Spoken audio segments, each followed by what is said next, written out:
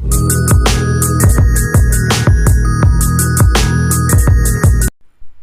School के online तर्ज तालीम में आप तमाम का इस्तकबाल है। छठी जमात तारीख़ और शहरियत। शहरियत सबक नंबर 2, समाज में पाया जाने वाला तनव्वुर। आज इस वीडियो में हम इस सबक के सवाल जवाब हल करेंगे।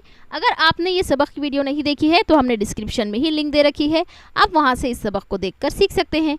आज की इस वीडियो में हम सवाल जवाब हल करेंगे। इसे शुरू से आखिर तक पूरा देखें और इसे लाइक करें, अपने दोस्तों और सहेलियों के साथ शेयर ज़रूर करें।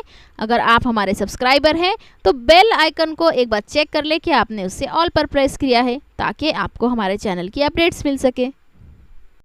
सबक नंबर 2, समाज में पाया जाने वाला तनव्वुर।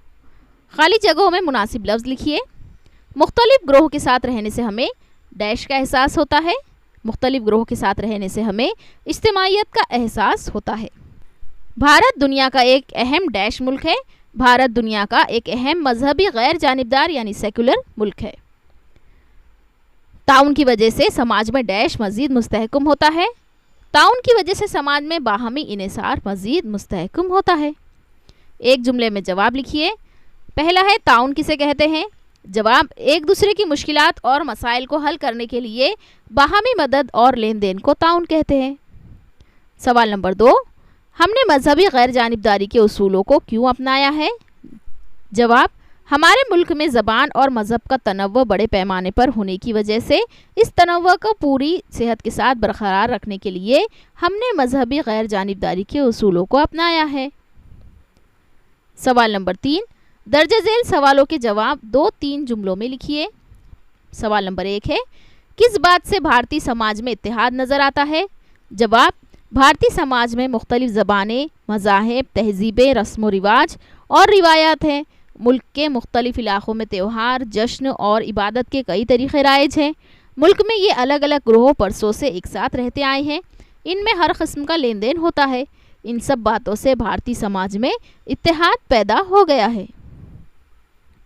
सवाल नंबर 2, समाज में तसादुम कब हो सकते हैं?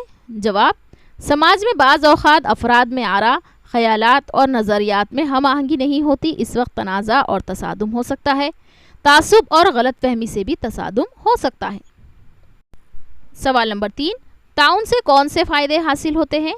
जवाब, ताउन से दर्ज झेल फ़ायदे हासिल होते हैं। समाज में बाहमी इन्हिसार मज़ीद मुस्तहकम होता है।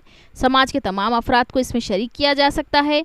एक दूसरे की मुश्किलात और मसाइल को हल करने में एक दूसरे की मदद होती है।